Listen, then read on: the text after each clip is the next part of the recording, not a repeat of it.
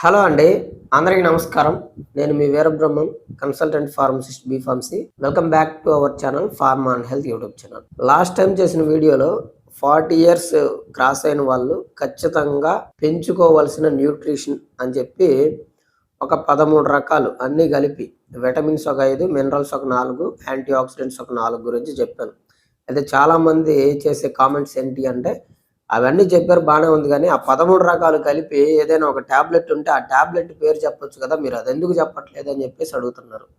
అందరూ ఒక విషయం గుర్తుపెట్టుకోండి సార్. ఏంటంటే, మన బాడీకి వచ్చిన సింప్టమ్స్‌ని బట్టి మనకి ఆ సప్లిమెంట్ అనేది తీసుకోవాలి. అయితే ఆ సింప్టమ్స్ ఫర్ ఎగ్జాంపుల్ మీకు మినరల్ డెఫిషియన్సీ వచ్చిందనుకోండి, అందులో మెగ్నీషియం డెఫిషియన్సీ వచ్చిందనుకోండి, మెగ్నీషియంలో మనకి 10 ఫార్మ్స్ ఉన్నాయి. ఆ 10 ఫార్మ్స్‌లో మనకి యూజ్ అయ్యే ఫార్మ్స్ 2 రకాలు. కానీ బయట 10 ఫార్మ్స్ అవైలబుల్‌గా ఉంటాయి. సో, దానికి కాంబినేషన్స్ ఉంటాయి గదా! ఆ కాంబినేషన్స్ అనేవి మనం తీసుకునేటప్పుడు మన బాడీకి కావాల్సినవి మనకి అబ్జార్బ్ అయ్యాయి చూసుకొని మనం తీసుకోవాలి. అంతేగాని అవన్నీ కలిపి ఒక దాంట్లో ఎక్కడ ఉండవు సార్ అవి. మీరు గుర్తుపెట్టుకోండి. మీకొచ్చే సింప్టమ్స్‌ని బేస్ చేసుకొని మీరు అది విటమిన్ డెఫిషియన్సీయా, మినరలా లేదంటే యాంటీ ఆక్సిడెంటా చూసుకోండి. సో, దాంట్లో ఏ ఫార్మ్ మీకు యూజ్ అవుతుంది, ఏ ఫార్మ్ మీకు రిక్వైర్మెంట్ ఉంది అనే దాన్ని బేస్ చేసుకొని మీరు తీసుకోండి సప్లిమెంట్స్. మీకు ఒకవేళ డౌట్ ఉండి ఏ ఫార్మ్ తీసుకోవాలో తెలియకపోతే మన ఛానల్‌లో దాని గురించి అన్నింటి గురించి ఆల్మోస్ట్ వీడియోస్ చేశాను నేను. ఒకవేళ మీకు ఎక్కడ తగలకపోతే నాకు మెసేజ్ చేయండి. మీకు మీరు చెప్పే సింప్టమ్స్‌ని బట్టి నేను ఫార్మ్ అనేది చెప్తాను. లేదు మీరు క్లియర్‌గా మాట్లాడాలి అనుకుంటే కన్సల్టేషన్ తీసుకొని కాల్ మీ ఫర్ యాప్‌లో నుంచి గానీ లేదంటే నంబర్ ఉంటుంది సెపరేట్‌గా. ఆ నంబర్ కన్సల్టేషన్ తీసుకొని కాల్ చేయండి. యాస్ ఎ ఫార్మసిస్ట్‌గా నేను మీకొక మంచి సజెషన్ అయితే ఇస్తాను. ఇప్పుడు ఇప్పుడు ఈ వీడియోలో ఏంటంటే చాలామంది నరాల బలహీనతతోటి బాధపడతా ఉంటారు. మనకి బయట మార్కెట్‌లో అల్లోపతికి సంబంధించి డాక్టర్ గారి దగ్గరికెళ్ళినప్పుడు ముఖ్యంగా రాసేవేంటండి, ప్రెగాబలిన్ ఒకటి, గాబాపెంటిన్ ఒకటి, ఈ రెండిటి కాంబినేషన్ తోటి మెథైల్ కోబాలమిన్ ఒకటి, ఈ రెండిటి కాంబినేషన్ తోటి నార్ట్రిప్లిన్ ఇలాంటివి రాస్తా ఉంటారు. సో, అయితే ఈ ప్రెగాబలిన్ గానీ, గాబాపెంటిన్ గానీ 2 మెడిసిన్స్ కాబట్టి అవి ఆ నరాల బలహీనత యొక్క రూట్ కాజ్‌ని అవి ఫిక్స్ చేయలేవు కాబట్టి, ఎన్ని రోజులు మీరు వాడితే అన్ని రోజులు మీకు పనిచేసినట్టే ఉంటాయి. అయి ఆపటం, అవి వాడటం మానేస్తే మళ్ళీ నార్మల్‌గా వస్తాయి. కొంతమందికైతే అవి వాడుతున్నప్పటికీ కూడా కనీసం రిలీఫ్ కూడా రావట్లేదు. అయితే చాలామంది మరి దీనికి ఆల్టర్‌నేటివ్ ఏం చేయాలి అని జెప్పి అడుగుతున్నారు. అండ్ ఇంకొక విషయం ఏంటి అనంటే, ఈ నరాల బలహీనత రాంగానే చాలామంది రెగ్యులర్‌గా న్యూరోబియన్ ఫోర్ట్ టాబ్లెట్లు వేసుకోవటం, లేదు అంటే ఎర్ర ఇంజెక్షన్‌లు అని జెప్పేసి దగ్గరలో ఉన్న ఆర్ఎంపీ డాక్టర్ల దగ్గరికెళ్ళి వారానికొకటి ప్రతి వారం వేసుకోవటం అలా చేస్తున్నారు. సో, ఇక్కడ గుర్తుపెట్టుకోండి, మీకు నరాల బలహీనత అనేది 3 రకాలుగా ఉంటుంది. సో, మీరు దాంట్లో ఏ రకానికి చెందిన వాళ్ళో తెలుసుకొని, అప్పుడు దాన్ని బట్టి మీరు సప్లిమెంటేషన్ తీసుకుంటే మీకు యూజ్ అవుతుంది. అలా కాకుండా మీరు గుడ్డెద్దు చేలో పడ్డట్టు ఎలా పడితే అలా తీసుకున్నారనుకోండి, అవి తగ్గకపోగా ఇంకా ఎక్కువయ్యే ఛాన్స్ కూడా కొంతమందిలో ఉంటాయి. కాబట్టి మీరు చేయాల్సిన పనేంటంటే, మనకి నరాల బలహీనత వచ్చినప్పుడు మెయిన్‌గా వచ్చే 3 రూట్ కాసెస్‌లో మెయిన్‌గా మనకి సింప్టమ్స్ ఏం కనపడతాయంటే, కాళ్ళు, చేతులు తిమ్మురులుగా ఉండటం, నొప్పులుగా ఉండటం, మంటలుగా ఉండటం, సూదులతో గుచ్చినట్లు ఉండటం, మొద్దుబారినట్లు ఉండటం ఇలాంటి లక్షణాలు కనపడతాయి. వీటితో పాటు నరాల బలహీనత వస్తే అంటే నెర్వ్ డ్యామేజ్ అయితే కొంతమందిలో నీరసంగా ఉండటం, అలసటగా ఉండటము, మౌత్ అల్సర్స్ రావటం ఇలాంటి సింప్టమ్స్ అనేవి కనపడతాయి. ఇప్పుడు నరాల బలహీనతకి 3 కారణాలు చెప్పాను గదా! వాటిల్లో ఒక్కటి విటమిన్ బి12 డెఫిషియన్సీ, లిటిల్ అమౌంట్‌లో విటమిన్ బి1 డెఫిషియన్సీ రావటం కూడా ఈ నరాల బలహీనతకి ఒక కారణం. రెండవది డయాబెటిక్ న్యూరోపతి. మూడవది మల్టిపుల్ స్క్లెరోసిస్. ఈ డయాబెటిక్ న్యూరోపతి అనేది మీకు హెచ్‌బిఏవన్సీ లెవెల్స్ 8 లోపల ఉంటే నెర్వ్ డ్యామేజ్ అనేది ఏమీ అవ్వదు. మీకు ఆ సింప్టమ్స్ కూడా ఏమీ కనపడవు. ఎందుకంటే మీరు షుగర్‌ని గనక ఎప్పుడూ బ్లడ్‌లో కంట్రోల్‌లో ఉంచుకుంటే డయాబెటిక్ న్యూరోపతి అవ్వదు. సో, దానికి మీరు ఎటువంటి సప్లిమెంట్స్ వాడాల్సిన పని లేదు కూడా. ఒకవేళ మీకు డయాబెటిక్ న్యూరోపతి అయితే ఏం చేయాలనేది నేను చెప్తా. తర్వాత మూడోది మల్టిపుల్ స్క్లెరోసిస్. ఇది ఒక ఆటో ఇమ్యూన్ డిసీజ్ అనమాట. అంటే మీకు నెర్వ్ పైన మైలిన్ షీత్ అని ఒక తొడుగు ఉంటుంది. ఈ తొడుగు ఏమవుతుంది అంటే మీ బాడీలో ఉండే ఇమ్యూన్ సిస్టమే ఆ తొడుగుని తినేస్తుంది, అంటే డ్యామేజ్ చేసేస్తుంది. సో దాని కారణంగా మీకు బ్రెయిన్ నుంచి రెస్ట్ ఆఫ్ ద బాడీ ఆ నెర్వ్ సిగ్నల్స్ అనేవి కమ్యూనికేషన్ డిస్టర్బ్ అయిపోద్ది బాగా. సో దాని కారణంగా ఈ సిమ్టమ్స్ అనేవి వస్తాయి. సో దానికి ఏం చేయాలి అనేది కూడా నేను చెప్తాను. ఫస్ట్ వస్తే విటమిన్ B12 డెఫిషియన్సీ. మీకు విటమిన్ B12 డెఫిషియన్సీ వచ్చినప్పుడు మీరు చేయాల్సిన పని ఏంటి అంటే ఫస్ట్ టెస్ట్ చేసుకోండి.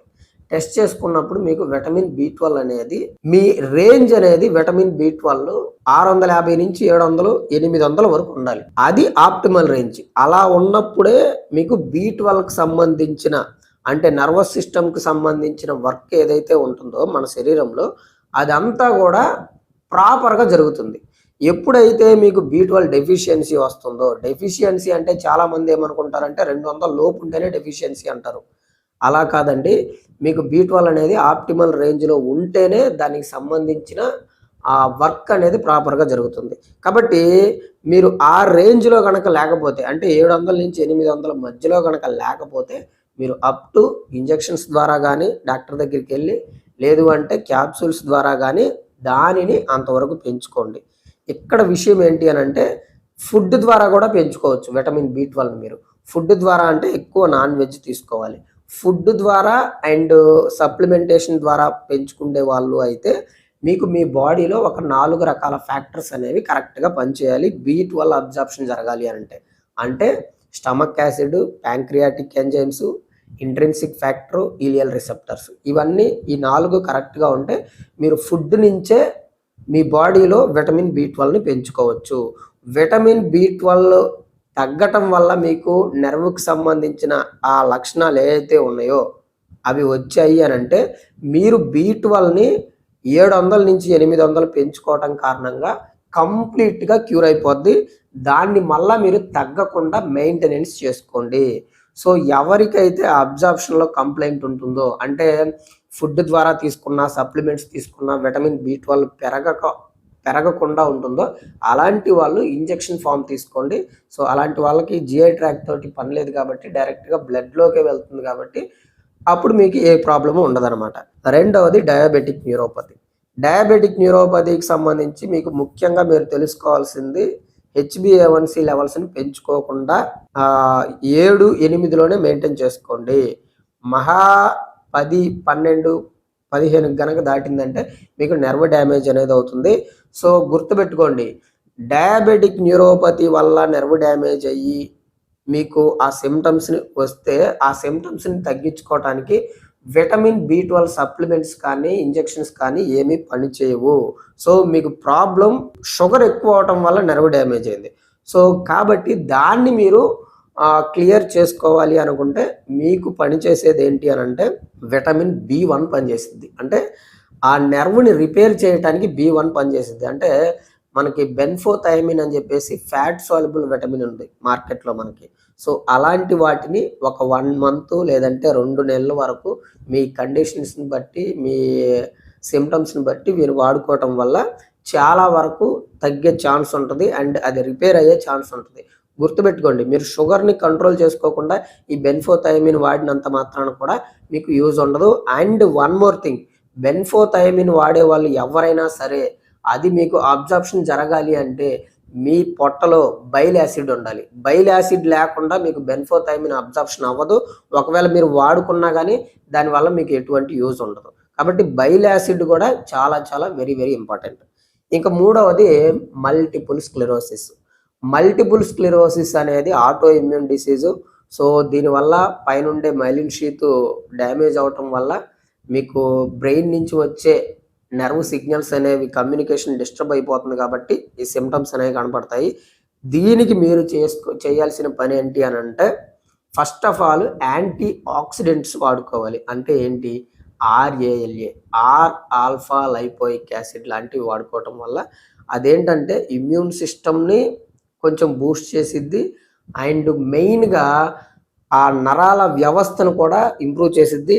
దానితో పాటుగా విటమిన్ B1 అంటే బెన్ఫోథైమిన్ కూడా వాడుకోవటం కారణంగా ఆ మైలిన్ షీత్ని రిపేర్ చేయడానికి ఆ నెర్వ్ డ్యామేజ్ని రిపేర్ చేయడానికి ఇవి రెండు కూడా మీకు బాగా యూస్ఫుల్గా పనిచేస్తాయి.